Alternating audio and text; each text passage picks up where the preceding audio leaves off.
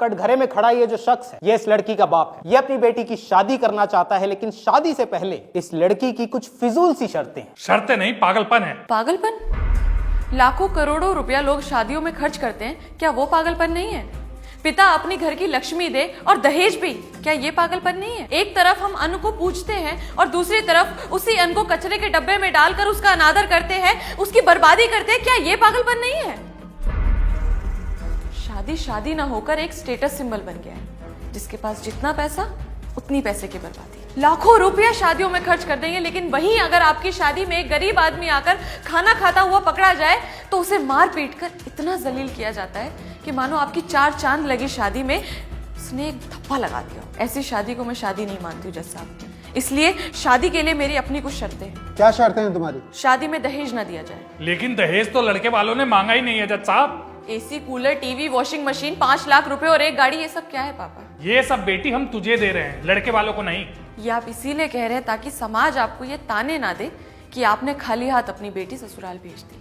और क्या शर्तें हैं तुम्हारी?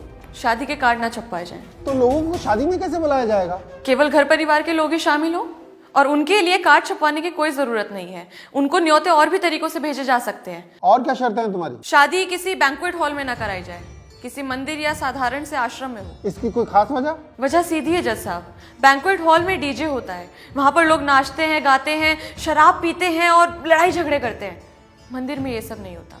वहां डीजे का शोर नहीं होता, वहां घंटियों की मधुर ध्वनि होती है। वहां पर शराब नहीं होती, वहां प्रसाद होता है। लड़ाई झगड़े नहीं होते, आस्था होती है। और अगर आप मेरी इन बातों से सहमत है तो मैं अपनी आगे की शर्तें आपको बताना चाहूंगी। बताओ। खाना बिल्कुल साधारण हो और गरीबों को भी खिलाया जाए। किसी के साथ भी पैसे या किसी भी वस्तु का कोई लेन देन ना हो। इन शर्तों के साथ कौन शादी करेगा इससे? अगर मेरी शर्तों में आपको कोई गलती, बुराई या त्रुटि नजर आ रही है तो आप मेरा विरोध कर सकते हैं, मुझे कोई आपत्ति नहीं है जज साहब। लेकिन क्या तुम्हें लगता है कि तुम्हारे ऐसा करने से लड़के वाले शादी के लिए हाँ बोल देंगे? पता नहीं जज साहब, पर मैं इतना जरूर कहना चाहूंगी, अगर वो ना करते हैं तो मुझे इस बात का जरा भी दुख नहीं है।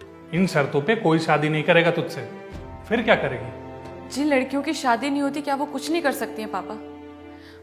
आपको तो मुझ पे गर्व होना चाहिए कि मैं समाज के उस बदलाव के बारे में बात कर रही हूँ जिससे दहेज, घरेलू हिंसा, आर्थिक समस्याएं जो शादी में रुकावट पैदा करती हैं, उनको जड़ से खत्म किया जा सके। ये सामाजिक संतुलन की एक सीढ़ी है जज साहब। और मैं कोर्ट से ये अपील करना चाहूंगी कि शादी के लिए कुछ ऐसे नियम, कुछ ऐसे कानून बनाए जाएं जिससे समाज की ये कुरीतियां खत्म हो।